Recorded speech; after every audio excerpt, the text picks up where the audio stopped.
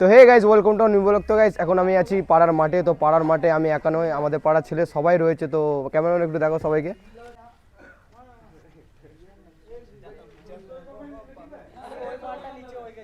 এখন বাজে রাত 1:30। তো রাত 1:30-র মধ্যে আমরা সবাই মিলে সরস্বতী পুজোর প্যান্ডেল করছিলাম। তো সরস্বতী পুজোর প্যান্ডেলটা কি হচ্ছে না হচ্ছে তোমাদেরকে একটু দেখাবো। এই উপরে যেগুলো ঝুলছে এগুলো হচ্ছে কালারিং কাগজ, এগুলো কেটে কেটে ঝুলিছি দড়ি দিয়ে বেঁধে, তারপর আটা দিয়ে চেটানো হয়েছে। তো তোমরা একটু দেখে নাও, এগুলো হচ্ছে কাগজ, কালারিং কাগজ।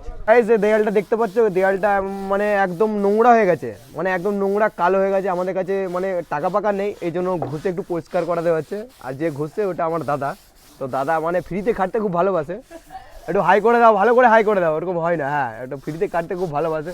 দেখছো দেয়ালটা কালো হয়ে গেছে, এখানে একটু ফর্সা হয়েছে, আর এইটা দেখো পুরো কালো।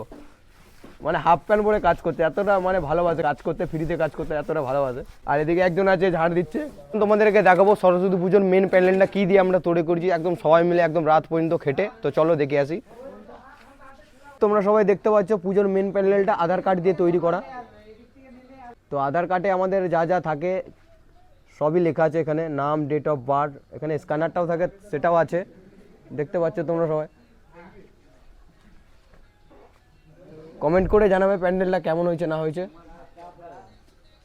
আর ঠাকুরটা সকালে আসবে, ঠাকুরটা শুধু নেই তাহলেই মানিয়ে যেত। এখানে অনেক কিছু কাজ এখনও বাকি আছে।